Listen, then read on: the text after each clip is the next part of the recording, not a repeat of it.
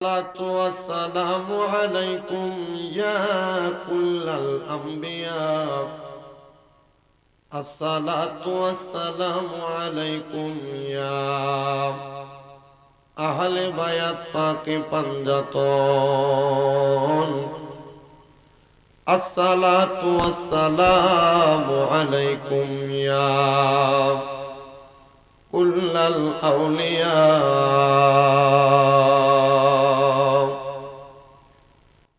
الحمد لله رب العالمين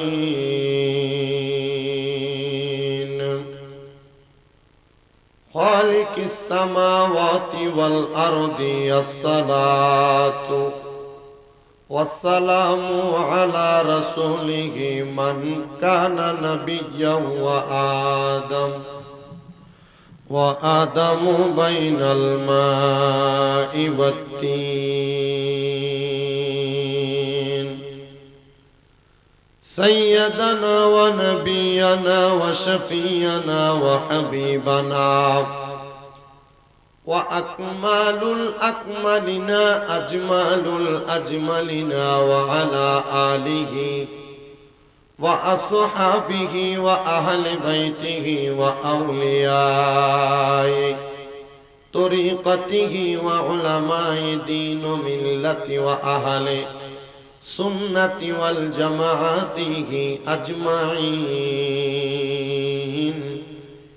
হে আমার বিবারিয়া জেলার অন্তর্গত বিজয়নগর থানাধীন আরিয়ল উত্তরপাড়া দৌলতবাড়ি দরবার শরীফের ভক্তদের উদ্যোগে তৃতীয় বাৎসরিক সুন্নি সম্মেলনে আগন্তুক আমার মুসলমান ইমানদারেরা, আপনারা কেউ জবান বন্ধ রাখবেন না।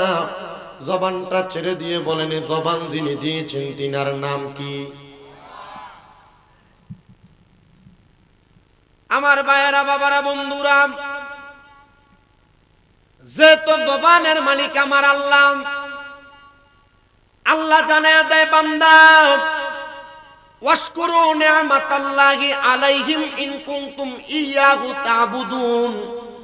আল্লাহ বলে, বান্দা তোমরা আমি আল্লাহর নিয়ামতের শুকরিয়া আদায় করো যদি তোমরা আমি আল্লাহর ইবাদত করো। জোরে কোন সুবহানাল্লাহ। আমার মদিনার কামলিওয়ালা দয়াল নবী রাহমাতুল লিল আলামিন নবী হাদিসে মুবারাকার মাধ্যমে জানায়া দেয়, উম্মত আমার, আল্লাহ তাআলার নিয়ামত হলো দুই প্রকার। কয় প্রকার?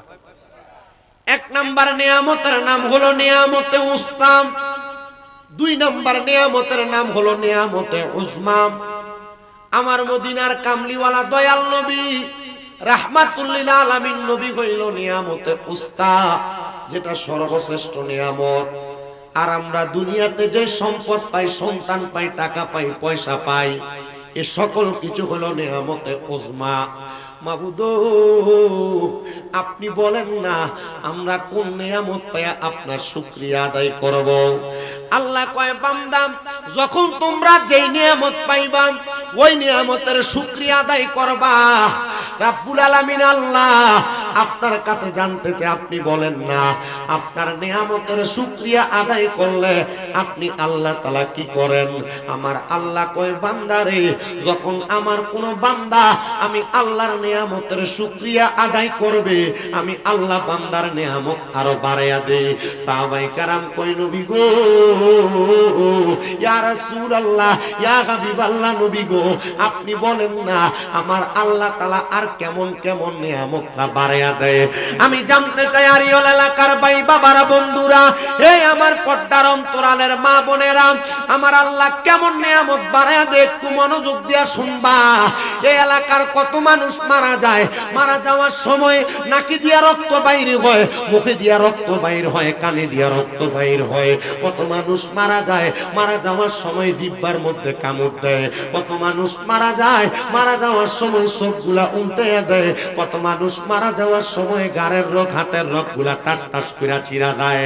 নবী আমার কয়, উম্মত আমার আল্লাহ অটোমেটিক বান্দার হায়াত বাড়ায়া দেয়। সাহাবীরা কয় নবী গো আমার আল্লাহ আর কি করে? আমার নবী কয় 2 নাম্বার, ওই বান্দা যদি কঠিন কোন রোগে আক্রান্ত হয় আমার আল্লাহ ওই বান্দাটারে কঠিন রোগ থেকে শেফা দান কইরা দেয়। 3 নাম্বার, ওই বান্দা যদি দুনিয়াতে কোনো মুসিবতের মধ্যে থাকে আমার আল্লাহ বান্দারে মুসিবত থেকে উদ্ধার করে। 4 নাম্বার, ওই বান্দা দুনিয়ার জমিনের মধ্যে থাকা অবস্থায় যদি অভাবে থাকে আমার আল্লাহ বান্দাটার অভাব অনটন দূর কইরা দেয়। 5 নাম্বার, ওই বান্দা যখন কবরে যাবে দুনিয়ার মানুষ মিনহা খলাকনাকুম ওয়া ফিহা নুইদুকুম ওয়া মিনহা নুখরিজুকুম তারাতান উখরা বলে কবরের মধ্যে মাটি দিয়া দিবে। মানুষ দেখবে ওই কবরের মধ্যে কোনো বিছানা নাই। আল্লাহর হাবিব বলে ওই বান্দাটা শুকরিয়া আদায় করার কারণে আমার আল্লাহ তাআলা ওই বান্দার কবরে 3 জন জান্নাতি ফেরেশতা দিয়া আমার আল্লাহ জান্নাতের বিছানা বিছায়া দেয়। কোন সুবহানাল্লাহ। সাহাবীরা কয় নবী আর কি কি নিয়ামত দান করে আপনি বলেন না। আমার নবী কয় এবার আসো আরেকটা নিয়ামত। ওই কবরে আলো নাই, বাতাস নাই, কোনো কিছু নাই। রহমতের নবী কয় ওই কবরের মধ্যে আল্লাহর শুকরিয়া আদায় করার কারণে আমার আল্লাহ বান্দার কবরটারে নুরান্বিত করে দেয়। বান্দার কপালের সেজদার আলো দ্বারা আমার আল্লাহ তাআলার ওই বান্দা ইন্তেকাল করার পরে ওই বান্দাটা যখন ফুলসিরাতের পারে যাবে বিসমিল্লাহ বলে ফুলসিরাতের কুলে পা রাখবে, আলহামদুলিল্লাহ বলে বাম পা উঠে দেখবে বান্দা ফুলসিরাত পার হয়ে গেছে। ইয়া রাসূলুল্লাহ, ইয়া হাবিবাল্লাহ, নবী গো আপনি বলেন না আমার আল্লাহ তাআলা আর কি নিয়ামত দান করে? নবী আমার কই উম্মত কেমন নিয়ামত করে জানুনি? যখন ফুলসিরাত পার হইবা আল্লাহ তাআলার রহমতের অসংখ্য ফেরেশতারা পা দাখালাল জান্নাত বইরা জান্নাতের দিকে আহ্বান করবে। জোরে জোরে কোন সুবহানাল্লাহ। এই জন্য যাদের জবান আছে তাদের কাছে আমার দাবি আছে, যাদের জবান নাই তাদের কাছে আমার কোনো দাবি নাই। জবান যদি থাকে মুহাব্বতের আওয়াজে আমার আল্লাহ তাআলার কালামে হাকিম কোরআনের তেলাওয়াত করেন আর জোরে জোরে পড়েন আউযু বিল্লাহি মিনাশ শাইতানির রাজীম বিসমিল্লাহির রাহমানির রাহিম ওয়ালা তাকুনু কাল্লাযীনা নাসুল্লাহা ফাআনসাহুম আনফুসাহুম উলাইকা হুমুল ফাসিকুন লা ইয়াস্তাওয়ি আসহাবুন নারি ওয়া আসহাবুল জান্নাহ আসহাবুল জান্নাতি হুমুল ফাইজুন ওয়া ক্বালা তাআলা ফি কালামিহিল মাজিদ ওয়া ফি ফুরকানিহিল হামিদ ওয়া আবুদুল্লাহা ওয়া লা তুশরিকু বিহি শাইআ ওয়া বিল ওয়ালিদাইনি ইহসানা ওয়া ক্বালা ফি শান হাবিবিহি ওয়া মাহবুবিহি ওয়া মা'শুকিহি মুখবিরান ওয়া আমিরা ইন্নাল্লাহা ওয়া মালাইকাতাহু ইউসাল্লুনা আলান النبي يا أيها الذين آمنوا صلوا عليه وسلموا تسليما قرن اللهم صل على سيدنا محمد اللهم نبينا مد اللهم صل على سيدنا محمد نبينا شافينا نبينا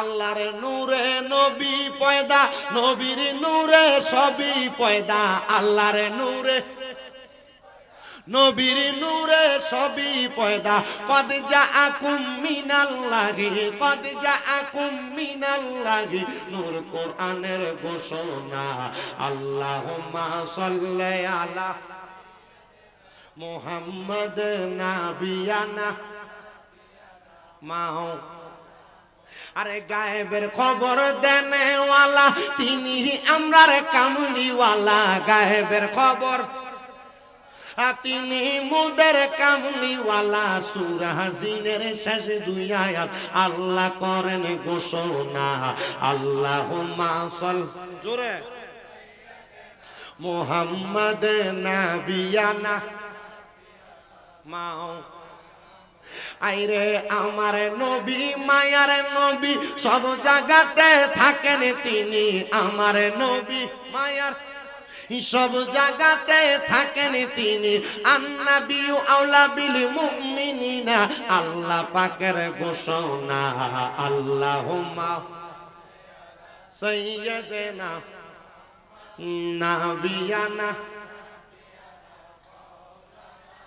আমি আমার আরিয়াল এলাকার ভাই বাবাদের কাছে জানতে চাই আমার নবীর উপর দুরূদ আদায় করলে লাভ আছে না নাই? আপনারা আসতে বলতেছেন জোরে, কোন লাভ আছে না নাই? আমার মদিনার নবী কই উম্মত, আমি নবীর উম্মতের দলেরা, যখন আমি নবীর কোন উম্মত আমি নবীর প্রতি একবার মুহাব্বত দুরূদ আদায় করে আমার আল্লাহ তাআলা ওই উম্মতের নামের উপরে জান্নাতে একটা গাছ লাগায়া দেয়। একটু মুহাব্বতের আওয়াজে আমার নবীর উপরে দুরূদ আদায় করেন আল্লাহুম্মা।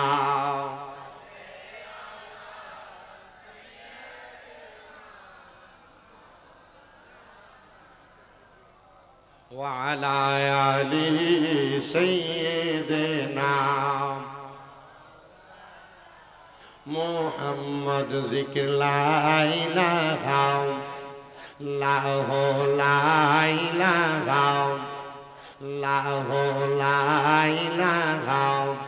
আল্লাহ আদম হাওয়া বানাইলা তুমি বেহেশতের মাঝে রাখিলা আবার হিকমতে গন্ধম খাওয়াইয়া হিকমতে গন্ধ ইয়া দুনিয়াতে পাঠাইলা লা ইলাহা লা ইলাহা করে আল্লাহরে দেখান আর মুহাব্বত একটা তাকবীর হবে নারাই তাকবীর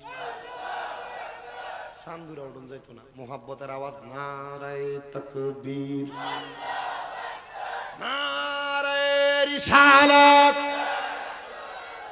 মদিনা যাওয়ার দরকার আছে না নাই? কেন যাইবেন? বলে নবীর সালাম দিবেন লাগা। কেন দিবেন? বলে হুজুর নবীরে সালাম দিলে আমার আল্লাহ খুশি হয়। শুধু আল্লাহরে খুশি করার জন্য না, আমার নবী কই উম্মত মান যারা কবরি ওয়াজাবাত লাহু শাফাতি ইয়াউমাল কিয়ামাহ, যেই ব্যক্তি আমি নবীর রওজা মুবারক জিয়ারত করলো তার জন্য সুপারিশ করা আমি নবীর জন্য অত্যাবশ্যক হয়ে যায়। আমার নবী মুস্তাজাবাতুদ দাওয়াত, আমার নবী আল্লাহর দরবারে কোনো দোয়া করলে আমার আল্লাহর সাথে সাথে সেই দোয়াটা কবুল করে। আপনি যদি একবার মদিনার কামলিওয়ালা দয়াল নবীর রওজা মুবারক জিয়ারত করেন, আল্লাহর কসম রে আমার নবী আপনার জন্য সুপারিশ করবে। এই কথা আমার না, এই কথা জাহিদুল ইসলাম ফারুকীর না, এই কথা আলী রাজু আশিকির না, এই কথা আজকের মাহফিলের যিনি পিছে হুজুর কেবলা তিনার না, স্বয়ং আমার মদিনার কামলিওয়ালা নবীর জোরে কোন মারহাবা। আমি আসার সাথে সাথে এক লোক কয় হুজুর চুলটি তো লম্বা ছিল বালা ছিল এখন কাটলেন কেন? আমি কইলাম ভাই অল্প কিছুদিন হয় রে মদিনাতুল মুনাওয়ারা জিয়ারত করে আসছি, মক্কাতুল মুকাররমা তাওয়াফ করে আসছি। মক্কায় হজ করার পরে মাথা যখন মুন্ডাইছি তার আগে আমি সর্বপ্রথম মদিনাতুল মুনাওয়ারাতে গেছি।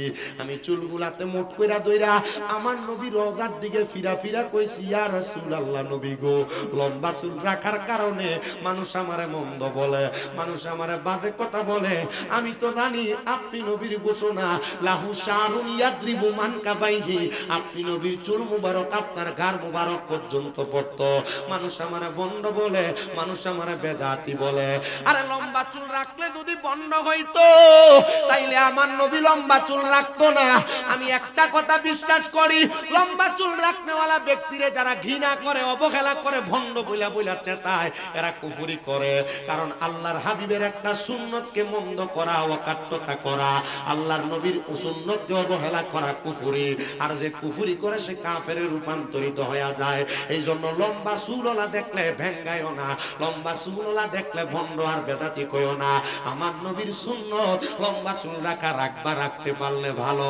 আর যদি বলো হুজুর আমি লম্বা চুল কেমনে রাখতাম, আমি তো রাখতে পারি না মানুষের মন্দ কথার কারণে। আল্লাহর হাবিব কই রাখো, মানুষের মন্দ কথার তুমি ডিনাই করো না। নবী আমার কয় উম্মত রে, আমি নবীর রওজা যেই ব্যক্তি একবার জিয়ারত করলো সে যেন জীবিত অবস্থায় আমি নবীর সাথে সাক্ষাৎ করলো। ইয়া রাসূলুল্লাহ, আপনি নবীর রওজা মুবারকের সামনে আমি আসলাম, আমি নবীর রওজার সামনে প্রত্যেক ওয়াক্ত নামাজের পরে 3টা ইরাদা করছি। ইয়া রাসূলুল্লাহ, এত অল্প বয়সে আপনি আপনার রওজার সামনে আনছেন, নবী গো বারবার মক্কা মদিনা আপনি আইনেন। আরেকটা ইরাদা করছি নবী গো, আমার মা বাপ এখনো বেঁচে আছে, আমার মরণের আগে একবার হইলো আমার মা বাপরে হজ করার তৌফিক দিয়ে। আরেকটা কথা বলছি ইয়া রাসূলুল্লাহ নবী, সোনার বাংলাদেশে মাহফিলে গেলে কত মানুষকে নিয়ে আপনি নবীর উপরে দুরূদ সালাম আদায় করি নবী গো, তাদেরকে আপনি মরণের আগে একবার মদিনা শরীফ নিয়ে বলেন যে নবীর রওজা জিয়ারত করলে নবীর সুপারিশ পাওয়া যাবে। আমরা সবাই ওই নবীর রওজায় যাইতে চাই কি চাই না?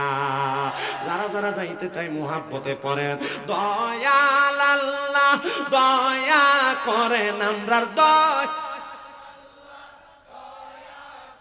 রেন নসিব করেন মদিনা, লা ইলাহা ইল্লাল্লাহ ও লা ইলাহা লা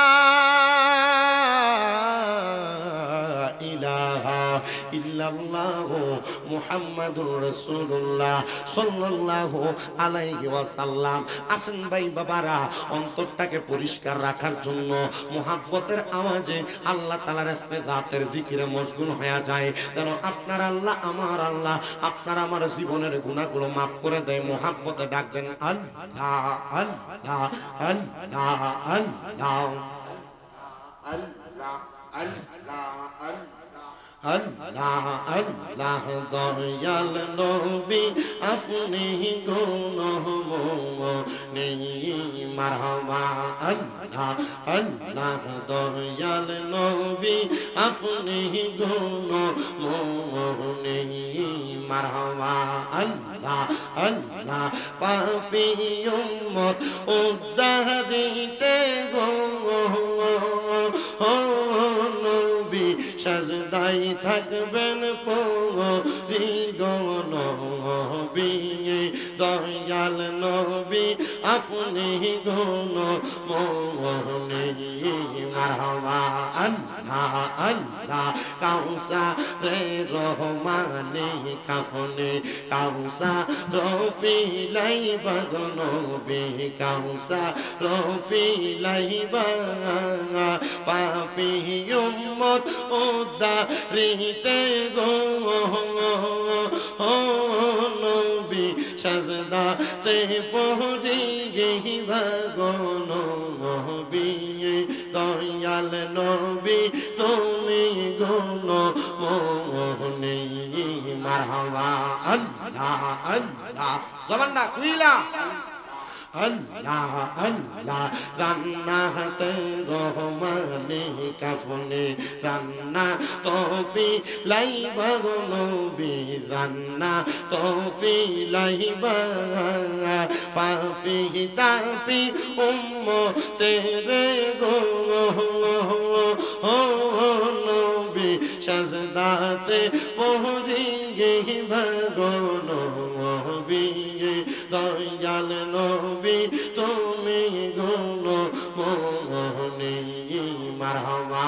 আল্লাহ আল্লাহ আল্লাহ আল্লাহ আল্লাহ একদিন নিয়া যাইবা ইমানদার বা নাইয়া নিও, ইমানদার বা নাইয়া নিও নবীজির প্রেম ইমানের মূল সবাই বোঝার তৌফিক দিও মারহাবা। আল্লাহ জবানটা খুইলা আল্লাহ ডাকলে স্বর নাই।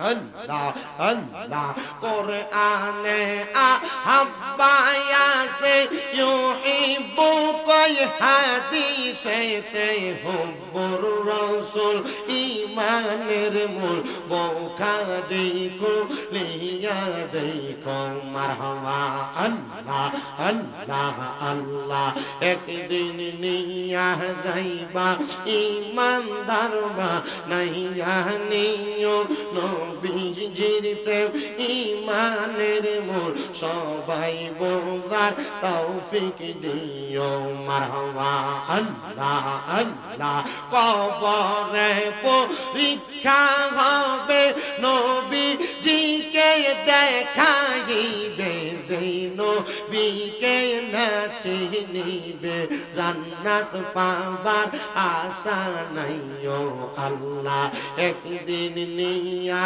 যাইবা ঈমানদার বানাইয়া নিও নবীজির প্রেম ঈমানের মূল সবাই বোঝার তৌফিক দিও মারহাবা আল্লাহ আল্লাহ আল্লাহ আল্লাহ ফুল সে রাতের কঠিন পারে সেইখানে নবীকে পাবে ফুল সে রাতের কঠিন পারে সেইখানে নবীকে পাবে যেই নবীকে না চিনিবে জান্নাত পাবার আশা নাই ও মারহাবা আল্লাহ আল্লাহ আল্লাহ মা খাদিজা যাদের নানি ছিল মায়ায় বড় ধনী মা খাদিজা যাদের নানি ছিল মায়ায় বড় ধনী জাবালে নূরে যাইতেন তিনি জাবালে নূরে যাইতেন তিনি নবীকে খাওয়াইতে খানা মারহাবা আল্লাহ আল্লাহ আল্লাহ আল্লাহ আল্লাহ আল্লাহ মুর্শিদ আমার গলার মালা মুর্শিদ আমার গলার মালা মুর্শিদ আমার জানের জান মুর্শিদ পাইলে বুকে লইয়া দৌড়াইতাম পরাণ মারহাবা আল্লাহ আল্লাহ মুর্শিদ পাইলে বুকে লইয়া দৌড়াইতাম মারহাবা আল্লাহ আল্লাহ লা ইলাহা ইল্লাল্লাহু মুহাম্মাদুর রাসূলুল্লাহ সাল্লাল্লাহু আলাইহি ওয়াসাল্লাম আল্লাহুম্মা আমিন আল্লাহুম্মা আমিন আলহামদুলিল্লাহি রাব্বিল আলামিন আসসালাতু ওয়াসসালামু আলা রাসূলিহিল কারীম রব্বানা যালামনা আনফুসানা ওয়া ইল্লাম তাগফির লানা ওয়া তারহামনা লানাকুনান্না মিনাল খাসিরিন ইয়া ইলাহি রহম ফরমা मुस्तफा की वास्ते खोले दे दरवाज़ाए रहमत गदा की वास्ते रहमतुल लिल आलमीन खत में रसूल जाने जहां अहमद हामिद मुहम्मद मुस्तफा की वास्ते मबूदू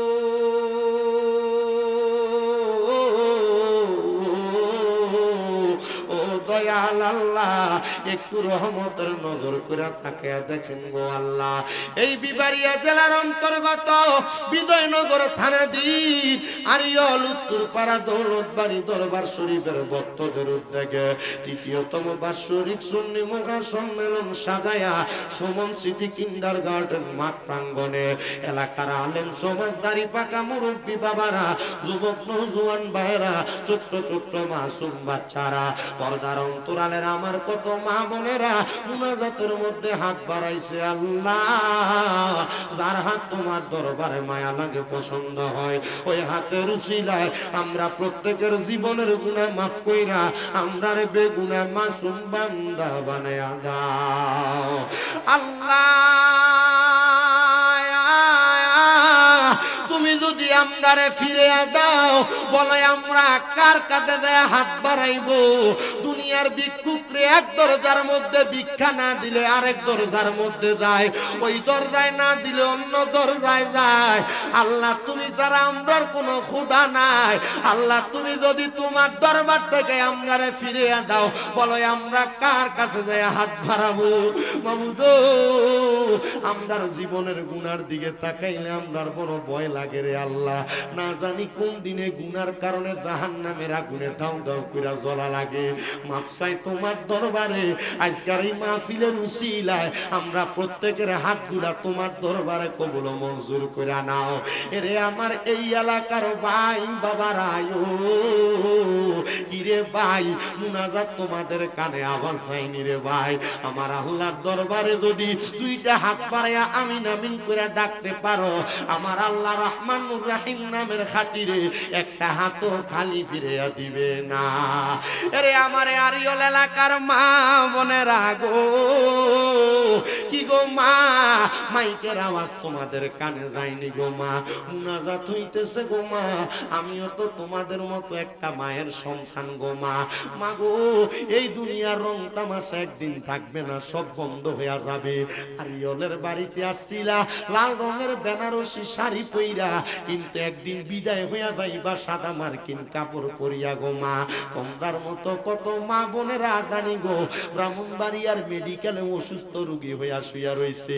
তোমরার মতো কত মা বোনেরা জানি গো অন্ধকার কয়বরে মুর্দা লাশ হইয়া শুইয়া রইছে। আল্লাহ আজকে যেই ভাই বাবারা মা বোনেরা তোমার দরবারে হাত বাড়াইছে, প্রত্যেকের হাতগুলা তোমার দরবারে কবুল আর মঞ্জুর করে নাও। মারা গো তাড়াতাড়ি ওযু বানাইয়া তোমার ঘরের একটা কন্যারে নামাজের মুসল্লাটা বিছাইয়া আল্লাহর দরবারে যদি আমিন আমিন করে দুইটা হাত বাড়াইয়া দেও গো মা, আমাদের বিশ্বাস আছে গো আমার আল্লাহ একটা হাতও খালি ফিরিয়া দিবে না। আল্লাহ আজকের জান্নাতের বাগান মাহফিলে কে জানি হাত বাড়াইছে, কার জানি জগতের মধ্যে আব্বা নাই। যেই বাবা রিকশা চালাইয়া মাটি কাইটা মাথার গাম পায়ে ফালাইয়া পরের বাড়িতে বদলার কাজ কইরা সন্তানরে মানুষের মতো মানুষ করার জন্য আব্বা রক্তরে পানি বানাইছে। আল্লাহ এমন আব্বা তাদের কবরের বাসিন্দা, আব্বার কবর জান্নাতের বাগান বানায়া দাও। ও আল্লাহ ফরিয়াদ তোমার দরবারে মনিব, কে জানি হাত বাড়াইছে, কার জানি জগতের মধ্যে মা নাই।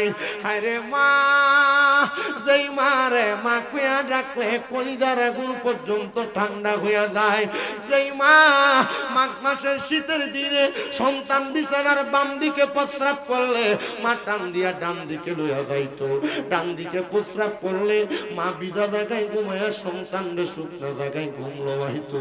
এমন মা দুঃখিনী যাদের অন্ধকার কবরে রে আল্লাহ আমার কবর নাজাতের ফয়সালা কইরা দাও। অনেক সন্তানেরা হাত বানাইছে, মাও নাই বাবাও নাই, জনমের এতিম গো আল্লাহ, যাদের মা বাবা দুইজন কবরে মাফ চাই তোমার দরবারে, তাদের আম্মা আব্বার কবর নাজাতের ফয়সালা কইরা দাও। আল্লাহ ফরিয়াদ তোমার দরবারে আজকের জান্নাতের বাগান মাহফিলের মধ্যে যারা হাত বানাইছে, মায়ের বংশ বাবার বংশ দাদা দাদি নানা নানির বংশ হালে আওলাদ যারা কবরে, প্রত্যেকের কবর নাজাতের ফয়সালা করো। যারা বেঁচে আছে হায়াত তৈয়বা নসিব করে দাও। আমাদের প্রত্যেকের ব্যবসা বাণিজ্য কাজকর্মে চাকরিতে বরকত দান করো। যারা পড়ালেখা করে বিদ্যা বুদ্ধি বাড়াইয়া দাও। মানে সম্মান ইজ্জতে জিন্দেগি নসিব করে দাও। আল্লাহ আমার অনেক প্রবাসী ভাইয়েরা বিদেশ থেকে দোয়া চায়, প্রবাসীদের কামাই রুজির মধ্যে বরকত দাও, হায়াতের রিজিকে বরকত দাও। যেই প্রবাসীদের আকামানে আকামার ব্যবস্থা করো, যে প্রবাসীদের কাজকর্ম নাই কাজকর্মের ব্যবস্থা করে দাও। আল্লাহ ফরিয়াদ তোমার দরবারে আমরা যারা হাত বাড়াইলাম, সোনার বাংলাদেশে সুন্দরভাবে বসবাস করতেছি, কিন্তু আমার ফিলিস্তিনের গাজার মুসলমানরা নির্যাতিত, সারা পৃথিবীতে যত মুসলমানরা নির্যাতিত, আল্লাহ মাজলুম মুসলমানদেরকে তুমি হেফাজত করো, জালেমের জুলুম থেকে তাদেরকে বাঁচাও। পর্দার অন্তরালে আমার অনেক মা বোনেরা দোয়া চায়, আমার মা বোনদের দোয়াগুলা কবুল মঞ্জুর করো। আজকের মাহফিলে যারা যারা টাকা দিয়া, পয়সা দিয়া, শ্রম দিয়া, বুদ্ধি দিয়া, পরামর্শ দিয়া, মাইক দিয়া, লাইট দিয়া, প্যান্ডেল দিয়া, মিডিয়ার বাইরা সহ সম্মানিত শ্রোতা মণ্ডলীরা, আল্লাহ প্রত্যেককে তুমি কবুল ও মঞ্জুর করে নাও। বিশেষ করে আব্দুর রশিদ মিয়ার বংশের মানুষ যারা আছে প্রত্যেককে কবুল ও মঞ্জুর করে এই জান্নাতের বাগানের সর্বসাকুল্য সফলতা কামনা করে আমাদের প্রত্যেকের মরণের আগে আখিরি জমানে পড়ে দিয়ে মধুর কালেমা লা ইলাহা ইল্লাল্লাহু মুহাম্মাদুর রাসূলুল্লাহ সাল্লাল্লাহু আলাইহি ওয়াসাল্লাম একটা জবানও বন্ধ রাখবেন না রে বাবা। আপনারা বলেন মুনাজাত করে দোয়া চাইলাম একজনের কাছে, তিনি কে? আল্লাহ নাম নিলে গুনাইব, একটু মোহাব্বতে ডাক দেন, তিনি কে? তো বাবা আমারে মাহফিল কমিটি একটা সাবজেক্ট দিয়া দিছে আমার ভাই আলামিন ভাই, না আমার আলামিন ভাই একটা সাবজেক্ট আমারে দিয়া দিবেন। আমি সেই সাবজেক্টের উপরে কথা বলার আগে আপনাদের সবার কাছে জানতে চাই, আমি যে কোরআন তেলাওয়াতের ফজিলতের কথা বলতে এক নাম্বার একটা ফজিলতের কথা বলছি, ইমানের সাথে আমার আল্লাহ মরণ দিব। কথাটা আপনারা খেয়াল করেছেন কিনা জানি না, তবে এই কথাটা আজকের ওয়াজের মূল ধারাবাহিকতা রক্ষা করবে। আপনার এলাকার বহু মানুষ যে মারা যায়, মারা যাওয়ার সময় কত কষ্ট। ও বাবা, আল্লাহর হাবিব রে নবীর সাহাবী আনাস ইবনে মালিক প্রশ্ন করছি, ইয়া রাসূলুল্লাহ, ও মায়ার নবী, আপনি বলেন না এমন জিহ্বায় কামড় দিয়া নাকে মুখে রক্ত বাইর হইয়া কষ্ট পাইয়া যে মারা যায়, এরার মরণটা কি বালা মরণ নাকি? নবী আমার কয় না, এই মরণটা ভালো মরণ না। ইয়া রাসূলুল্লাহ, কেন গো নবী? আমার নবী কই, হে আমার সাহাবী, শোনো শোনো শোনো, যখন একটা মানুষ ইন্তেকাল করে, ওই মানুষটারও যদি ঈমান হারা হইয়া যায়, ইন্তেকালের আগে ওযু চলে যায়, তাহলে ওই মানুষটা এমন কষ্ট পায় মারা যায়। নবী গো, কেন গো? আপনি নবী একটাবার বলেন না।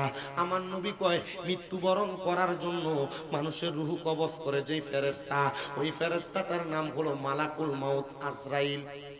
ঠিক আছে তো?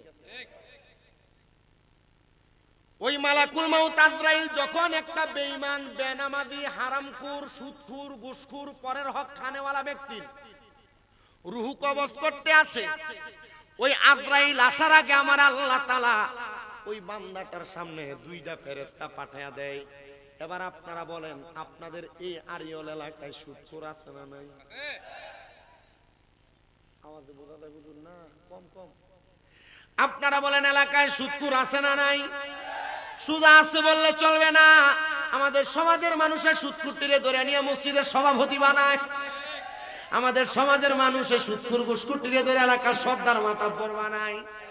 আবার আমারও বসতে বড় কষ্ট হয়, এই সুদখোর গুলা কেমন নির্লজ্জ বেহায়া, এরা সুদও খায়, আবার রাস্তার মধ্যে হাঁটে, বড় বড় লম্বা লম্বা কথা কয়। কি এটা বেশি? টাকা বেশি। হারাম খাইয়া তোমার শরীরে শক্তি বাড়াইলা, সম্পদ বাড়াইলা, এটা দিয়ে আবার গায়ের জোরে কথা বললা। শুই না লয়, এবার যারা হারামখোর, পরের হক খানেওয়ালা, মানুষের ধন সম্পদ দখল করনেওয়ালা, যারা বেনামাজি, শুনো, তোমাদের মরণ স্বাভাবিকভাবে হবে না। ইয়া রাসূলুল্লাহ, নবী কেমনে হবে আপনার কাছে জানতে চাই। নবী আমার বলে, নীল চক্ষুওয়ালা দুইজন ফেরেশতা ওই বেঈমান বেআমল হারামখোর বান্দার সামনে চলে আসবে। ওই ফেরেশতাদের চক্ষুগুলা দেখা বান্দা ভয়ে বিছানার মধ্যে প্রস্রাব পায়খানা করে দিবে, ওযু শেষ। ওই বান্দাটার সামনে আবার মালাকুল মাউত আজরাইল আলাইহিস সালাতু ওয়াস সালাম আগমন করবেন। আগমন করার সাথে সাথে ওই বান্দার রূহ নেওয়ার জন্য যখন আজরাইলের ডান হাত বাড়াইবেন, বান্দাটা আজরাইলকে বলার চেষ্টা করবে, আজরাইল, আমি এখনো পর্যন্ত মরণের প্রস্তুতি নিতে পারি নাই, আমার একটু সুযোগ দাও। এই কথা বলার সময় বান্দার দুই দাঁতের চোয়ালটার মাঝখানে তার জিহ্বাটা কামড় করে যাবে। ওই বান্দাটা তখন জিহ্বায় কামড় দিবে, আর কোনো কথা বলতে পারবে না। বান্দা চেষ্টা করবে তার চোখের ইশারা দিয়ে আজরাইলকে বোঝানোর জন্য। আজরাইলের ভয়ঙ্কর দাপটওয়ালা চেহারা দেইখা বান্দার চক্ষুগুলো উপরের দিকে উঠে যাবে। বান্দা তখন চোখের ইশারা দিয়েও বুঝাইতে পারবে না। ওই বান্দাটা আবার বিছানাতে পড়ে থাকবে। আজরাইল আলাইহিস সালাতু ওয়াস সালাম ওই বান্দার বুকের মধ্যে এমন ভাবে থাবা দিয়া ধরবে, বান্দার ঘাড়ের শাহরগগুলা ঠাস ঠাস করে ছিঁড়ে যাবে, বান্দার হাতের রগগুলা ছিঁড়ে যাবে, বান্দার পায়ের রগগুলা ছিঁড়ে যাবে। দেখবেন মানুষ মারা যাওয়ার পরে ঘাটটা শক্ত হয়ে যায়, নাড়াচাড়া করা যায় না। কিন্তু হক্কানি মুমিন বান্দা যারা, তাদের ইন্তেকালের পরে এমন অবস্থা হয় না। এটার একটা প্রমাণ আমি পাইলাম আমাদের কুমিল্লা আলিয়া মাদ্রাসার যিনি অধ্যক্ষ হুজুর, আমি ওনাকে আমার নিজ হাত দিয়া গোসল করাইছি। আমি ওনার ইন্তেকালের পরে ওনার গোসল দেওয়ানোর সময় আমি দেখলাম ঘাটটা যেমন ভাবে চাই তেমন ভাবে নাড়াচাড়া করা যায়। আমি আমার জীবনে অনেক মানুষে আমার হাত দিয়া গোসল দিছি, কিন্তু অনেক মানুষের ঘাড় দেখছি যেমন ভাবে মারা গেছে। অনেক মানুষকে তো পশ্চিম দিকে মুখ করে দেওয়া লাগে, পশ্চিম দিকে মুখও ফিরানো যায় না, ঘাড় শক্ত হয়ে গেছে। শোনেন না আমার মুসলমান, আজরাইলের থাবাটা পাওয়ার সাথে সাথে একটা মানুষের ঘাড়ের রগগুলা ঠাস ঠাস করে ছিঁড়ে যাবে, হাতের রগ পায়ের রগগুলা যখন ছিঁড়ে যাবে, বান্দার রক্ত চলাচল করতে পারবে না। তখন বান্দার রক্তগুলা নাক আর মুখে দিয়া বের হয়ে যাবে। ওই বান্দার নাকে মুখে দিয়া রক্ত বের হওয়ার সময় যখন বান্দার রূহটা কবজ করবে, পয়গম্বর হযরত ইদ্রিস আলাইহিস সালাতু ওয়াস সালাম বলতেছে, একটা জীবিত বকরিরে লটকায়া দিয়া শরীরের চামড়াটা টাইনা টাইনা ছিঁড়া ফেললে ওই বকরির যত কষ্ট হয়, একটা বেঈমান বেআমল বেনামাজি হারাম করে বান্দার তত কষ্ট হবে রে বান্দা। তুমি হারাম খাইবা, খাইতে থাকো যদি তুমি কষ্ট সহ্য করতে পারো। পরের হক খাইবা, খাইতে থাকো যদি তুমি কষ্ট সহ্য করতে পারো। মিথ্যা কথা বলবা, গালি দিবা, পরনিন্দা করবা, তুমি সমাজের মধ্যে বেনামাজি হইয়া মুখের মধ্যে দাঁড়িয়ে কথা সত্য, তোমার কথায় কাজে কোনো মিল নাই। তুমি এমন ভাবে চলবা চলো যদি তুমি এমন শাস্তিগুলা ভোগ করতে পারো। মুসলমান ইমানদার শুনো, অন্তরের কানটা লাগায়া বান্দার রূহটা যখন কবজ করে নিয়ে যাবে, হযরতে আবু সাঈদ খুদরি রাদিয়াল্লাহু তাআলা আনহু বলেন, আমার নবীজির জবান মুবারক আমি বলতে শুনেছি, নবী আমার বলে, আজরাইল যখন বেঈমান বান্দার রূহটা নিয়ে যাবে, আজরাইল আলাইহিস সালাতু ওয়াস সালাম ওনার নাকের মধ্যে একটা আড়াল লাগায় দিবে, একটা পর্দা লাগায় দিবে। নিয়ে যখন সামনের দিকে যাবে, বান্দা প্রশ্ন করবে, বান্দা রূহ প্রশ্ন করবে, রে আজরাইল তুমি আমার কেন এত তাড়াতাড়ি নিয়ে যাও? যদি তুমি জানতা আল্লাহ তাআলা আমার জন্য কত যন্ত্রণাদায়ক কষ্ট সহ্য কষ্ট রেডি করে রাখছে, তাহলে তুমি আমার এত তাড়াতাড়ি নিয়ে যাইতা না। আজরাইল আলাইহিস সালাতু ওয়াস সালাম বান্দারে নিতে নিতে প্রথম আসমানে নিয়ে যাবে। প্রথম আসমানের দরজার ডাইনে এবং বামে 19 জন করে ফেরেশতা দাঁড়ায়া থাকবে। ওই বেনামাজি বেআমল বান্দার দিকে তাকায়া তাকায়া আজরাইল আলাইহিস সালাতু ওয়াস সালাম বান্দার দিকে থুথু নিক্ষেপ করবে। ফেরেশতারা থুথু নিক্ষেপ করবে। আজরাইল বলবে, এ বান্দা, এ ফেরেশতার দল, তোমরা এই বান্দার রূহের দিকে কেন তোমরা থুথু নিক্ষেপ করো? ফেরেশতারা তখন আজরাইল আলাইহিস সালাতু ওয়াস সালামকে বলবে, আমরা থুথু নিক্ষেপ করি, কিন্তু আপনি কেন আপনার নাক বরাবর একটা ফাউন্ডেশন লাগাইয়া দিলেন? আপনি কেন বাধা লাগাইয়া দিলেন? আজরাইল আলাইহিস সালাতু ওয়াস সালাম বলবে, এই বান্দা গুনাহ করতে করতে পরের হক খাইতে খাইতে বান্দার রূহটা একটা দুর্গন্ধযুক্ত রূহ হয়ে গেছে। তখন আপনার রূহের মধ্যে দুর্গন্ধ আসবে, দুর্গন্ধ, বান্দার রূহটা দুর্গন্ধযুক্ত রূহ হয়ে গেছে। এই জন্য বান্দার দিকে বান্দার চেহারার দিকে তাকায়া আমি আমার নাকের মধ্যে পর্দা লাগিয়ে দিছি। ফেরেশতারা জবাব দিবে, এই জন্য আমরা বান্দার দিকে থুতু নিক্ষেপ করি। সাহাবায়ে কেরাম বলেন, নবী আপনি নবী আমাদেরকে বলেন না গো নবী, ওই বান্দাটার তখন ঠিকানা কোথায়?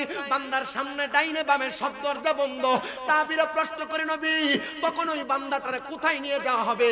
নবী আমার বলতেছে, তখন তার ঠিকানা হলো, বান্দার ঠিকানা ফি নারি জাহান্নাম খালিদিনা ফিহা, বান্দা চিরস্থায়ী জাহান্নামী হয়ে যাবে। তখন বান্দার জন্য একটা দরজাই খোলা থাকবে, সেটা হলো জাহান্নাম। মুসলমান ইমানদারেরা, আপনারা সবাই তো জানেন, একটা মানুষ ইন্তেকাল করার পরে 3 প্রশ্ন, মান রব্বুকা ওয়া মান দীনুকা ওয়া মান নাবিয়ুকা। কিন্তু যেই বান্দা গুনার কাজকে গুনাহ জানার পরে বারবার গুনার কাজ করে, এই বান্দার কবরে কোনো প্রশ্ন করা হবে না। বলে, হুজুর কি বলেন? বলে, হ্যাঁ, বান্দার ডাইরেক্ট জাহান্নামের মধ্যে অনুনিবেশ করানো হবে। বান্দা জাহান্নামের মধ্যে 1 দিন 2 দিন থাকবে না। এ বাবা, একটা জাহান্নামী রে আমার আল্লাহ তাআলা সর্বনিম্ন 3000 বছর জাহান্নামের আগুনে জ্বালাবে। বেশ উপরের কোন ক্লাসের হাদিস পড়া লাগবে না। মিশকাতুল মাসাবির দ্বিতীয়তম অধ্যায়ের মধ্যে, কিতাবুস সালাত অধ্যায়ের মধ্যে আল্লাহর হাবিব হাদিসটা বর্ণনা করে বলতেছে, নবী আমার বলেন, উম্মত শুনো। আপনাদের কষ্ট হইতেছে? যদি বলেন কষ্ট হয়, আমি ওয়াজ যত তাড়াতাড়ি ছাড়বো তত তাড়াতাড়ি বাড়িতে যেতে পারবো। যদি বলেন যে না কষ্ট না, ওয়াজ চলবে, বহা বই আমি জানি, আমি যদি কই যে এখন সুদের ওয়াজটা করতেছি, সুদের কালকে কেউ বিরোধিতা করুক আর না করুক, দোহানে ওয়াজের লাইন ঠিকই আছিল, মাঝে মাঝে একটু বেড়াচেরা মারছে। যদি সুদখোররা আমার বিরুদ্ধে আমার কিছু হইব, গোশকররা আমার বিরুদ্ধে গেলে কিছু হইব, বেনামাজির আমার বিরুদ্ধে গেলে কিছু হইব? আপনি মাথার ভিতরে দৌলতবাড়ি দরবারে টুপি লাগে রাস্তা দিয়ে আডেন, আর আপনি নামাজের ওয়াক্তে মসজিদে যান না, মানুষকে দেখ দৌলতবাড়ির মুরিদ এটা বন্ধ। আসলে কি দৌলতবাড়ির মুরিদ বন্ধ? দৌলতবাড়ির নাম লাগাইয়া তুমি দৌলতবাড়ির বদনাম করো। কথা কন না কেন? আছে না এই জাত মুসলমান অনেক আছে না যারা পেছন দিয়া নাম দিছে উরুস মুবারক বেরিয়ে দিয়ে গান বাজনা করে। কথা কন না, আছে না নাই? আপনি তারা খুব ভালো মনে করেন, কিন্তু যারা এমন মহিলা দিয়ে গান বাজনা করে এরা জিন্দিক, এরা মুরতাদ, এরা মুনাফিক। এদের তিনটা পরিচয়। হাদিস শরীফ আল্লাহ রাসূল এদেরকে তিন প্রকার বলছেন। যারা স্টেজের মধ্যে মহিলা দিয়ে গান বাজনা, আপনারা ঠিক কইতেছেন না জোর আমি জানি, কারণ ইতার উপর প্রথম কাতারে মুসল্লি আপনারা তাই আছে না এমন? কথা কন না কেন? আছে না নাই? মহিলা দিয়া গান বাজনা কইরা এরা জিন্দিক, এরা মুরতাদ হয়ে যায়। এই যে আমি দেখছি ভিডিওর মধ্যে আবুল সরকার এ কত সুন্দর কইতেছে, আল্লাহ তাআলা কোরআনুল কারীমে কইছে কুল আউযু বিরাব্বিন নাস মালিকিন নাস ইলাহিন নাস মিন শাররিল ওয়াসওয়াসিল খান্নাস আল্লাযী ইউওয়াসউইসু ফি সুদুরিন নাস মিনাল জিন্নাতি ওয়ান নাস। আল্লাহ বলে এই সূরার ভিতরে সব জায়গায় নাচবার লাগা কইছে। আমি বাংলাদেশের প্রশাসন সহ বাংলাদেশের বর্তমান যিনি প্রধান উপদেষ্টা ডক্টর মোহাম্মদ ইউনূস সহ বাংলাদেশের বিচার কার্য যারা পরিচালনা করে, আমি তার কাছে লাস্ট এক সপ্তাহ পর্যন্ত সব মাহফিলে আবেদন জানাইছি, আপনারা যদি মনে করেন আবুল সরকার কুরআনুল কারীমের সূরা নাসের ভিতরে আল্লাহ নাচবার কথা বলছে, এই কথা বইলা কুরআন অবমাননা করছে, কুরআনের আয়াতের অবমাননা করছে, কুরআনের আয়াত অস্বীকৃতি জানাইছে, যদি আপনি এমন এক আবুল সরকারের বাংলাদেশের জাতীয় মসজিদ বাইতুল মুকাররমের সামনে দাঁড় করে জিহ্বা কাইটা দেন, ভবিষ্যতে আর কোন মায়ের সন্তান আল্লাহর কোরআনের আয়াত নিয়ে মন্তব্য করার সাহস পাবে না। কথা কোন না ঠিক কিনা?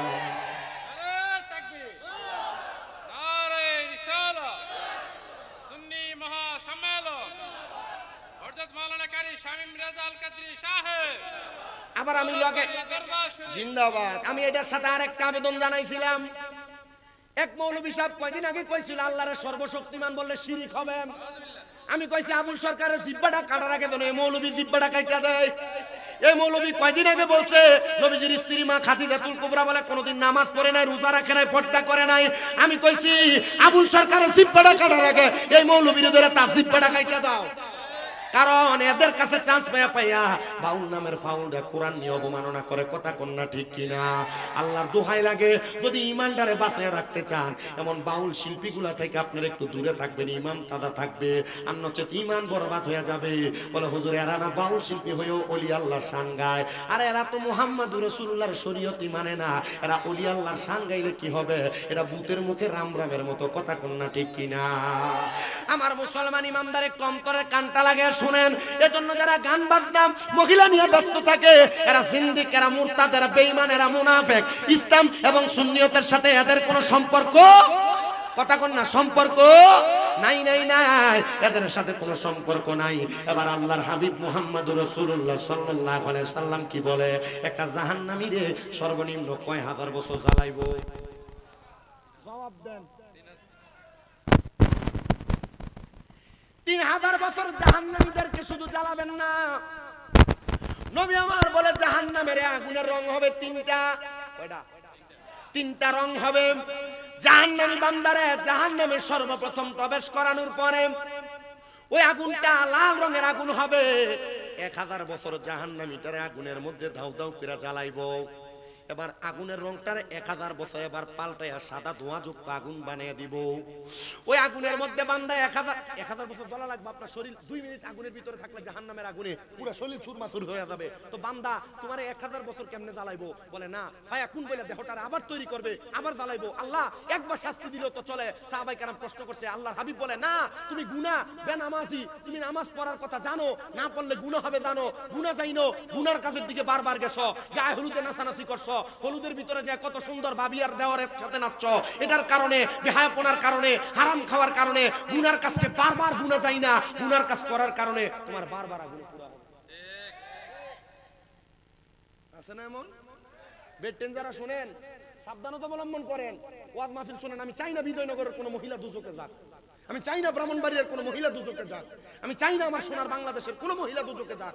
আপনারা যারা গায়ে হলুদের নামে আপনার স্বামী বিদেশ মনে কইরা দেবরের সাথে মার্কেটে ঘোরাফেরা করেন, সুন্দর কথা বলেন, আপনার চেহারা দেবরকে দেখান, আপনি মনে করছেন দেবর ছোট ভাইয়ের মতো। আল্লাহর নবী কয় দেবর কালসাফের মতো। আপনি মনে করছেন দেবর ছোট ভাইয়ের মতো, রাহমাতুল্লিল আলামিন নবী কয় দেবর হলো মৃত্যুর মতো। আপনি দেবরের সাথে কত সুন্দর কথা বলতেছেন না? আপনাদের কি কষ্ট হইতেছে? আলামিন ভাই দাওয়াত দিবেন আর দাওয়াত দিতে পারতেন না, তিনি কইব দাওয়াত দিতেই তা হুজুর আমরার বিরুদ্ধে কোনের লাগা দরকার নাই দাওয়াতের, কি তৈব একটার বদলে চারটা বাইরে দেবো দাওয়াত, মারহাবা কর। আমার ওয়াজ যেখানে যাই, আপনি যে সাবজেক্ট দিয়েছেন যেখানে যাই হুজুর মা বাবার ওয়াজ, গতকাল আল্লাহর কসম করে কই বাদুগর হুজুর মা বাবার ওয়াজ, এর আগের দিন আপনার এলাকা হোসেনপুর হুজুর মা বাবার ওয়াজ, এর আগের দিন ফইল হুজুর মা বাবার ওয়াজ, এর আগের দিন শ্রীমঙ্গল হুজুর মা বাবার ওয়াজ, এর আগের দিন সেম শাস্তাগঞ্জ হুজুর মা বাবার ওয়াজ। আমি কই দিতাম ওই যে কানছিলাম মা বাবার ওয়াজ করতে করতে, এটা দেখাই কইটা কয়েকদিন আগে আমার মনে একটা ওয়াজ বাইরে ছিল যে স্বামী স্ত্রীর ওয়াজটা জেনে যাই এটারে ফেসে ভালাইছে রে, এটা ওয়াজ করে বাইজেলে যদি বউ লাইভের ভিতরে দেখেন কিটা কইব, আরে কাম সারি লাইছে রে, তুমি যে মানুষের বুঝাইও তুমি তো করে ঠিক নাই। আসলে আমরা মোল্লারা যে একটা বিপদের ভিতরে আছি।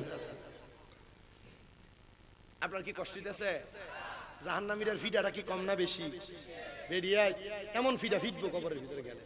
সাবধানতা অবলম্বন করো, গায়ের চামড়া ছিলাফেরা হবে। আল্লাহর হাবিব সাল্লাল্লাহু আলাইহি ওয়াসাল্লাম ঘোষণা করতেছে, আমি জাহান্নামে 3 প্রকার মহিলা দেখছি। 1 নাম্বার মহিলা দেখছি যাদের স্তনের মধ্যে গরম রড লাগে আগুনে সেক দিতেছে। এরা কারা?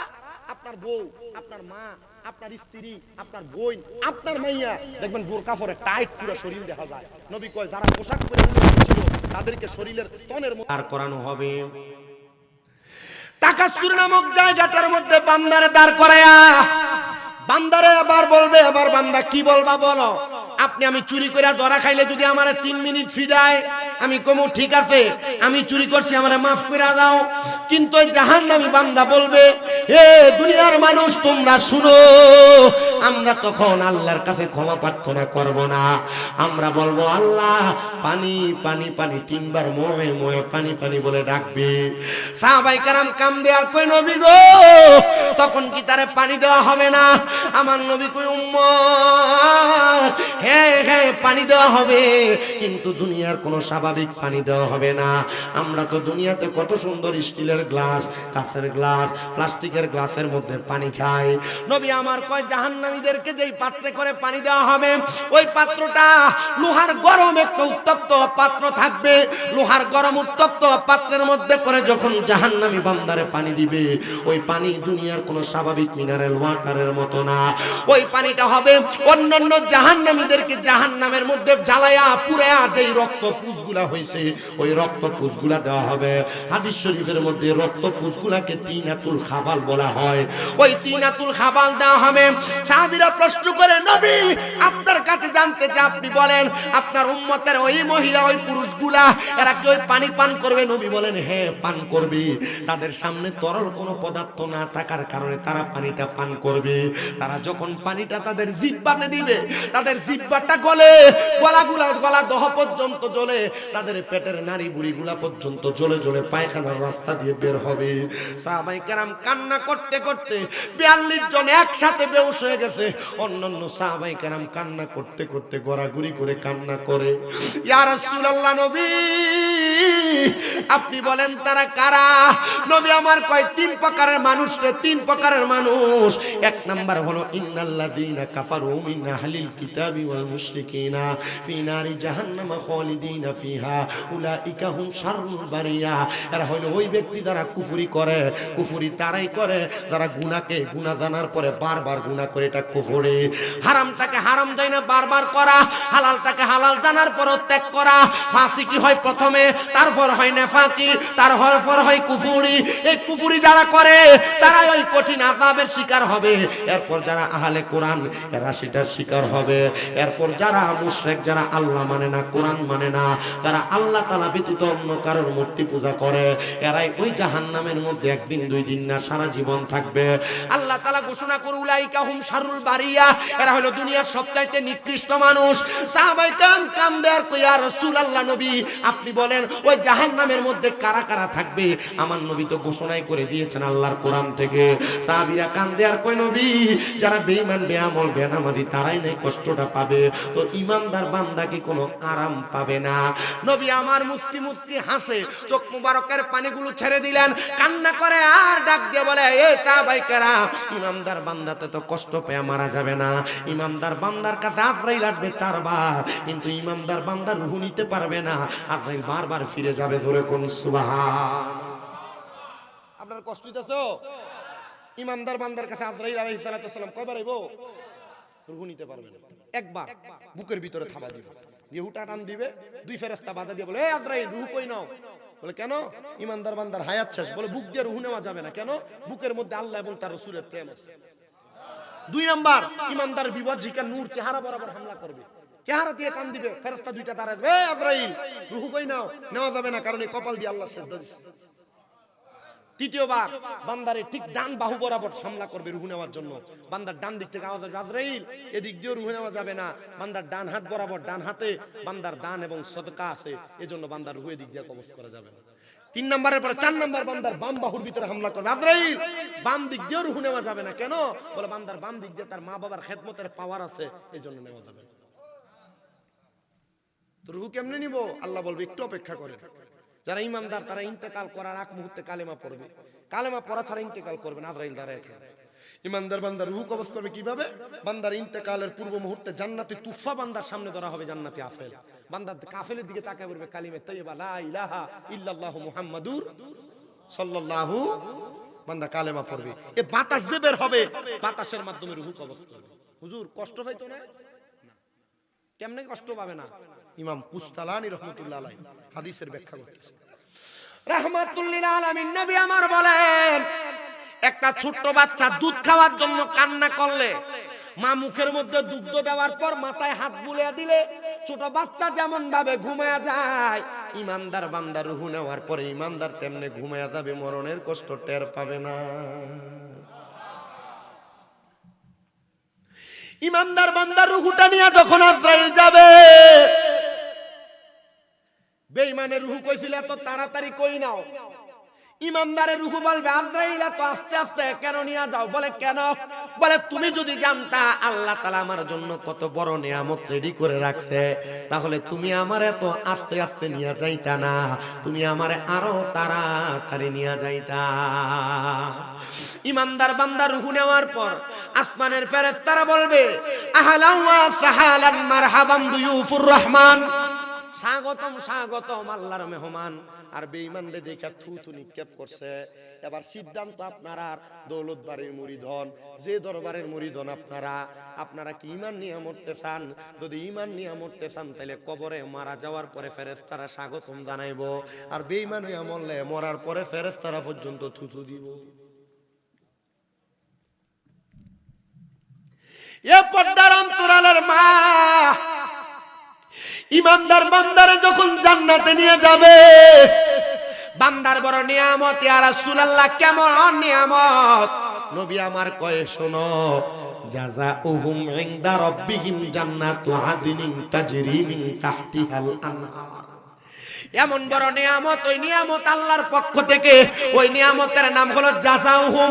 আল্লাহ তাআলা তোমাদেরকে জাযাউহুম ইনদা রাব্বিহিম, আল্লাহর পক্ষ থেকে তোমাদেরকে জাযা পুরস্কার দেওয়া হবে জান্নাতু আদনি। ওই পুরস্কারের নাম হলো জান্নাতুল আদন। ওই কেমন জান্নাত? ওই তাজরি মিন তাহতিহাল আনহার, এত সুন্দর ওই জান্নাতের নিচে দিয়ে নহর প্রবাহিত হবে। ধরে কোন সুবহানাল্লাহ।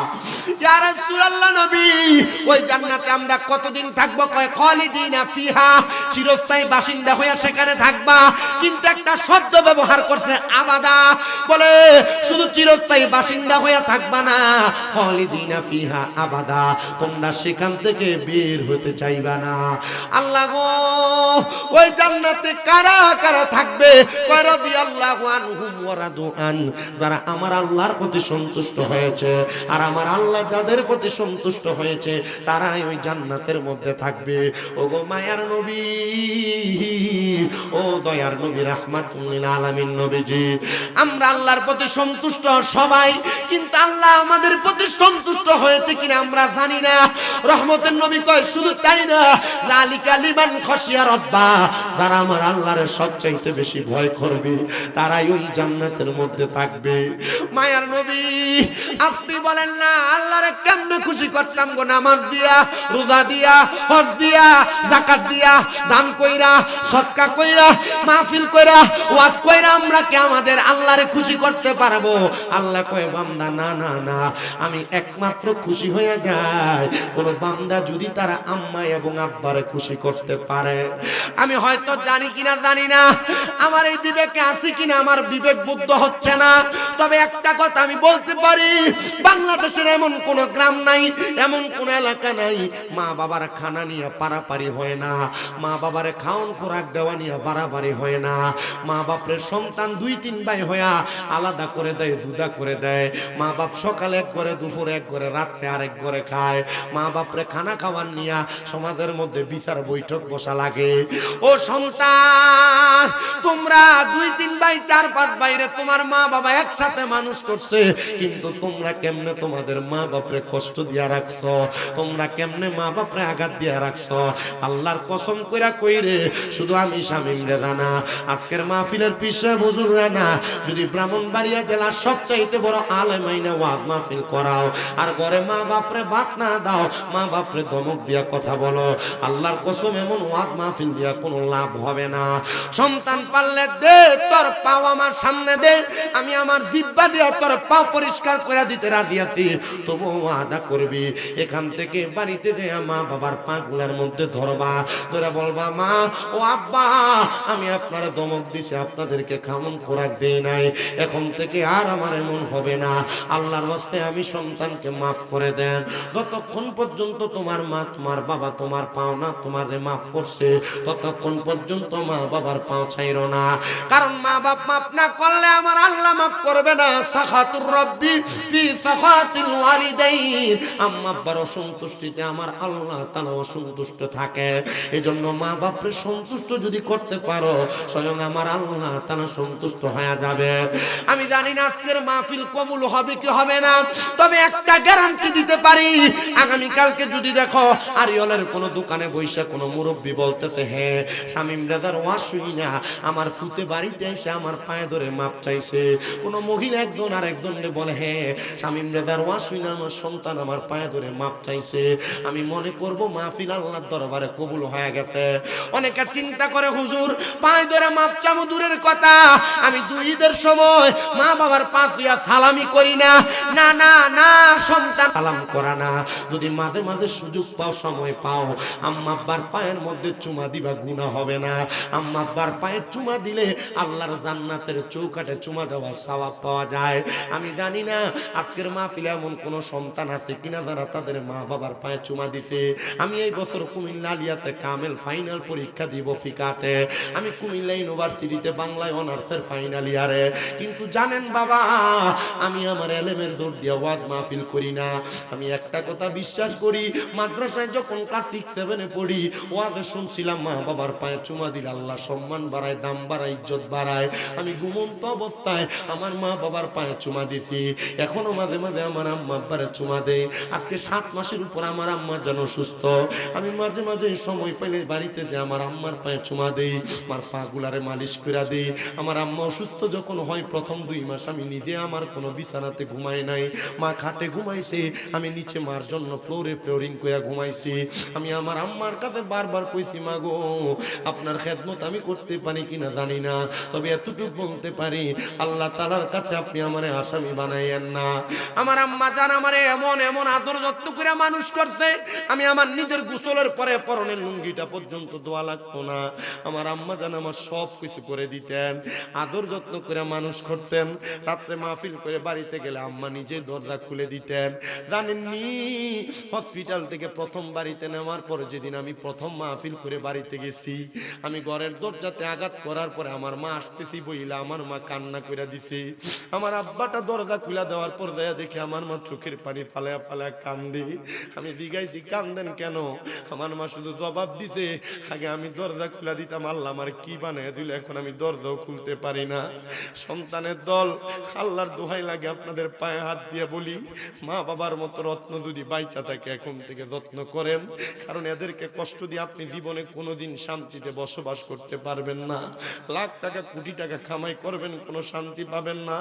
আমি আমার ডাক্তার, যে ডাক্তার আমার আম্মার চিকিৎসা করে, ওনারে বলছি যদি 10-15-20 লাখ টাকা লাগে আমার থেকে নিয়ে যান, আমার আম্মারে আবার আগের মতো হাঁটার মতো ব্যবস্থা করে দেন। আমারে কইছে শামীম সাহেব টাকা দিয়া সব হয় না, একটু ধৈর্য ধরা লাগবে। আমি ওই দিনই নিয়ত করছি, আল্লাহ আমার মা যেই দিন আবার আগের মতো পুনরায় হাঁটতে পারবে, আমি আমার মা বাপ ছোট ভাইটারে নিয়ে তোমার মক্কা মদিনায় যাব। মাবুদ জানি না আমার আম্মা জানকে আপনি কেন অসুস্থ মানে আমাদেরকে পরীক্ষা করতেছেন। অন্য সময় কোরবানির ঈদে আমরা আমার আম্মা আব্বা একসাথে কোরবানির ঈদ পালন করতাম।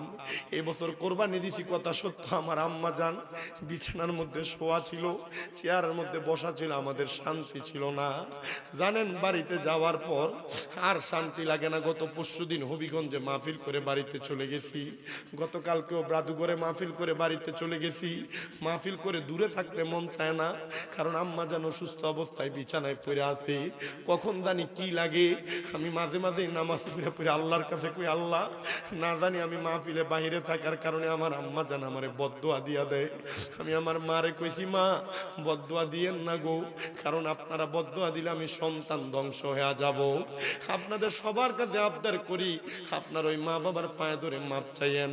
আমি নিজে এখন আমার আম্মা আব্বারে পায়ে চুমা দেই। আমার আম্মা অসুস্থ অবস্থায় বেডে শোয়া, যেদিন আলগি দিয়ে উঠাইছি খানা খাওয়ানোর জন্য, আমার মার চোখটি বেয়া বেয়া পানি পরে জিগাইছি, কান্দেন কেন? আমার জন্য তুই কত কষ্ট করতাছস। জবাব দিছি, মা আপনি 10 মাস 10 দিন আমার গর্ভে ধরে রাখছেন, আজকে আপনারে কষ্ট করে আলগি দিলে আপনি মনে কষ্ট নিয়ে কান্দাতেন।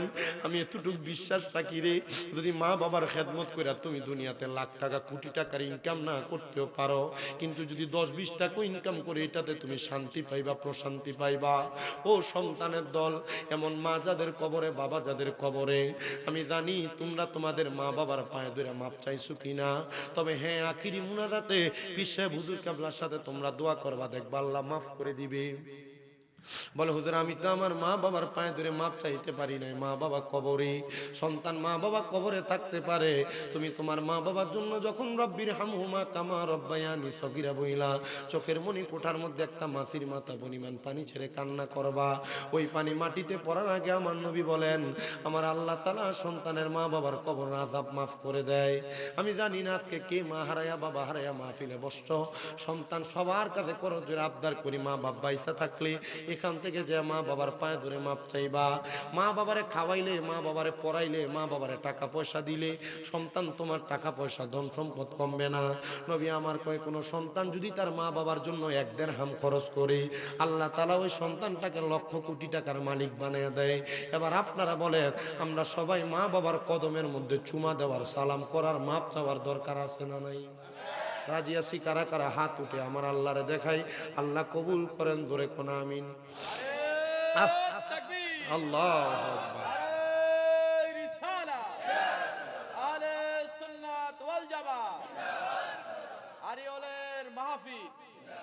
ওরে 3.5 হাত গর্তে ফেলে কেমন করে আইলা।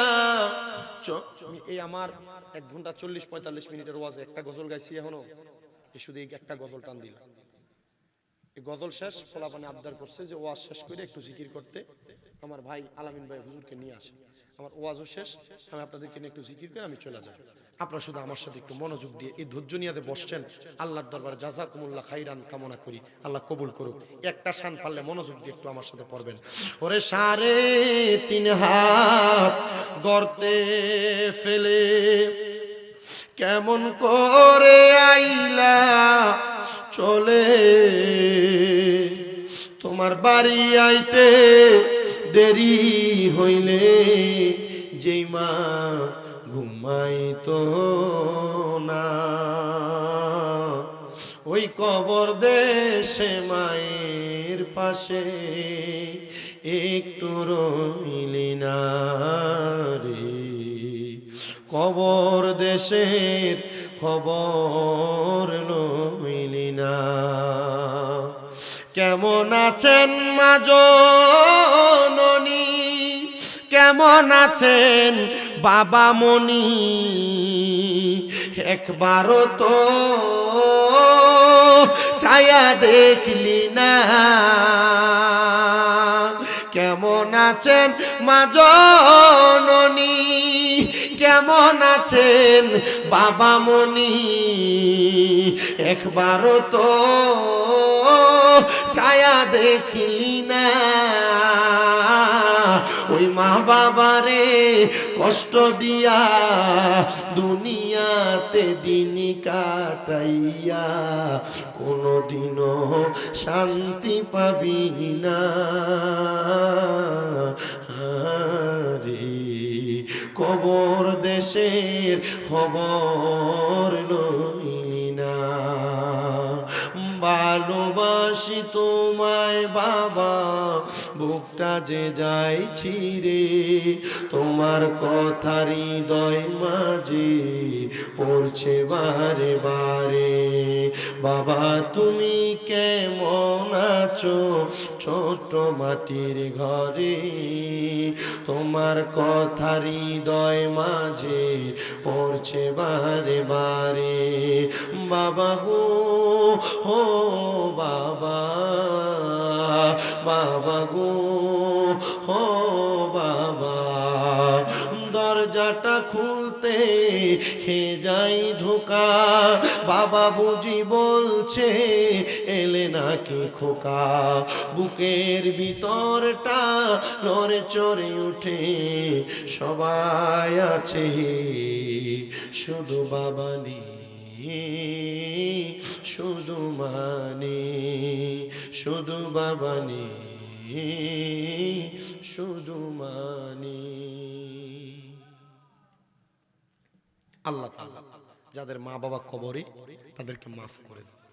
আপনাদের কাছে একটা আবদার করি, মা বাপ নাই কার কার হাত তোলে, টাকা চাইতাম না, নাই কার কার হাত তোলে।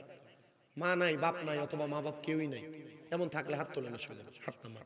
আপনাদের কাছে একটা আবদার করি, আপনারা আপনাদের মা বাবার কবর প্রত্যেক বৃহস্পতিবার আসরের নামাজের পর শুক্রবার মাগরিবের আগ পর্যন্ত যে সময়টা পাবেন, যে কোনো একটা মুহূর্তে আপনার মা বাবার কবরটার কাছে যে দোয়া করবেন।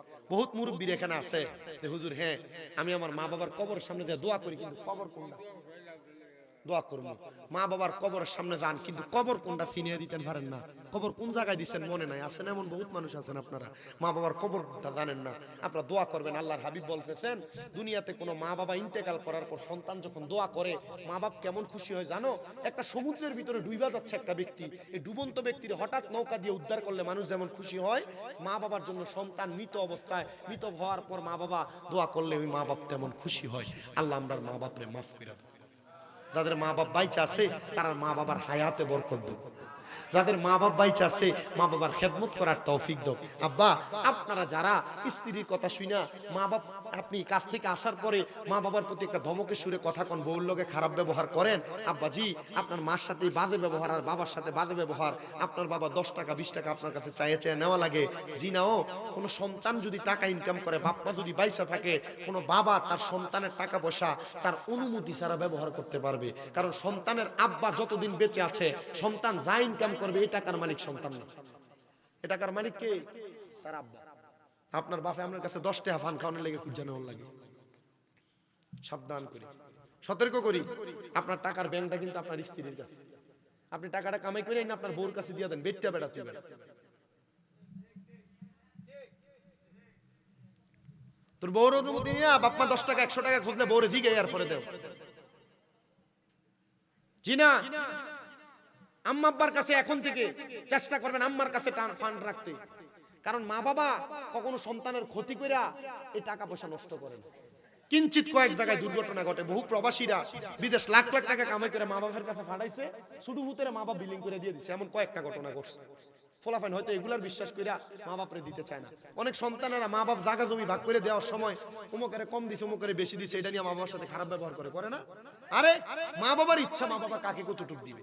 আপনি মা বাবার কাছে সম্পদ পাও না নাই, মা বাপ যদি মারা যায় ওয়ারিসদার হিসেবে সন্তান সম্পদ পাবেন, কিন্তু মা বাবা জীবিত থাকা অবস্থায় মা বাবা কারে কতটুকু দিবে এটা মা বাবার ক্ষমতা। এজন্য কোনো বাপ মা ইন্তেকাল করার আগে ছেলে মেয়ের জমি ভাগ করে দিবেন। কেন? কারণ এই সন্তান জমি পাওয়ার পর আপনারা ভুলবে। কথা কি বুঝতে পারছে? সাপটা কি একটা কাওলা জানি করা যায়, আমার মনে পড়তেছে না। এটা করে দিলে সন্তানরে ভাগ, তুমি এর দূর পাইবা, তুমি এদিক দিয়ে এতটুক পাইবা, তুমি এদিক দিয়ে এতটুক পাইবা, এভাবে করে দিয়ে যাবেন। আপনার মরার পর সন্তান পাবে। যদি সন্তান ভাত না খাওয়ায়, ইন্তেকাল করার আগে যদি মা বাপরে না দেখে, তাহলে সন্তানের জমি পাবেন। এভাবে ভাগ করবেন, এভাবে সাপটাওলা করবেন, তাইলে আপনার সন্তান আপনাকে সুন্দর। তবে হ্যাঁ, মা বাবা সন্তানকে মানুষের মতো মানুষ করার দরকার আছে। কেন? কোন সন্তানরে মা বাপ যদি তার হক আদায় না করে, তাহলে এই সন্তানও বড় হওয়ার পর মা বাবার হক আদায় করবে না। বলে হুজুর এটা কি লেগে বলছে শোনেন, আপনারা যে মনে করেন যে সন্তান জন্ম দিয়ে দিলেই চলে, জি না। সন্তান জন্ম দেওয়ার পর একটা মা বাবার 5টা দায়িত্ব আছে। কয়টা? আসতে কইছেন আপনারা। আমার গরম ওয়াজ শেষ, আমি আর গরম ওয়াজ করতাম না, গরম ওয়াজ করে এসে চলে আসছি। এই দায়িত্বটা বুঝে, 1 নাম্বার, কোন সন্তান জন্ম নেওয়ার পর মা বাবার 1 নাম্বার দায়িত্ব তার কানে আজান দেওয়া। 2 নাম্বার দায়িত্ব এই সন্তানের 7 দিনের দিন নাম রেখে দেওয়া। 3 নাম্বার দায়িত্ব 7 দিনের দিন তার মাথার চুলটি কামাইয়া দেওয়া। 4 নাম্বার দায়িত্ব এই সন্তানের মা বাবা যদি স্বাবলম্বী হয়, তাহলে এই সন্তান ছেলে হইলে 2টা আকিকা ছাগল দেওয়া, আর মেয়ে হইলে 1টা ছাগল আকিকা দেওয়া। আর 5 নাম্বার সর্বশেষ, সন্তান জন্মগ্রহণ করার পর প্রাপ্ত বয়স্ক হইলে ওই মা বাপ তার সন্তানকে কোরআন শিক্ষা দিবে। কি শিক্ষা দিবে? কোরআন শিক্ষা দিবে। যদি আপনি না শিক্ষা দেন, আপনার সন্তানকে ডাক দেওয়া হবে, সন্তান কোরআন তেলাওয়াত করো। এই সন্তান কাল ময়দানে মাশরে কোরআন তেলাওয়াত করতে পারবে না। তখন বলবে কেন পারো না? বলে আমার মা বাবা আমার শিখায় নাই। তখন ডাক দেওয়া হবে, সন্তানের মা বাবা সামনে আসেন। সামনে যখন আসবে, আপনি বাবারে ফুলসেরাতের এই পাড়ার ওই পাড়া লম্বা করে শোয়াই দিবে, আর আপনার ফুতেরে কইব বাপের বুকটা পাড়া দিয়া ফুলসেরাতে পার হবে। যে ফুতে গায়ের লোক একবার পাও লাগলে 10 বার সালাম করে, এই ফুতে যদি বুকে ফাড়া দেয়, তখন আপনার কলিজাটা কেমন হবে? অনেক সন্তান মনে করছে মা বাপ কোরআন শিখায় নাই, আমি বাচ্চা গেছি, আমি বাচ্চা যাবো। জি না, কোন সন্তান প্রাপ্ত বয়স্ক হওয়ার পর নির্দায়িত্বে যদি কোরআন না শিখে, তাহলে ওই সন্তানটা মা বাবা বাপের বুকে যখন পাড়া দিব, বাবা এবং সন্তান দুইজন একসাথে দোজখে যাবে। নাউজুবিল্লাহ নাই। এই জন্য আপনাদের সবার কাছে আবদার, আপনার সন্তানকে আপনি সর্বপ্রথম আল্লাহ তাআলার কোরআনুল কারীম শিক্ষা দিয়েন। কোরআন যে ফোলাটা পড়ে, এই ফোলা মা বাপরে বাপ না দিয়ে থাকে না। কথা কয় না। কোরআন যে ফোলা পড়ে, এই ফোলাটা কখনো মা বাবার সাথে অপব্যবহার করে না, বাজে ব্যবহার করে না, বুজ্জা ফরিন না কোরআন। কিন্তু এমন বহুত বেড়াইন দেখা যায়, কোরআন পড়ে, মা বাপরে বাদ দেয় না, বোর্ডারে বিয়ে করে অন্য জায়গায় থাকে। আছে না নাই? আল্লাহ তাআলা এগুলা থেকে আমাদেরকে হেফাজত করেন। জোরে পড়েন আমিন।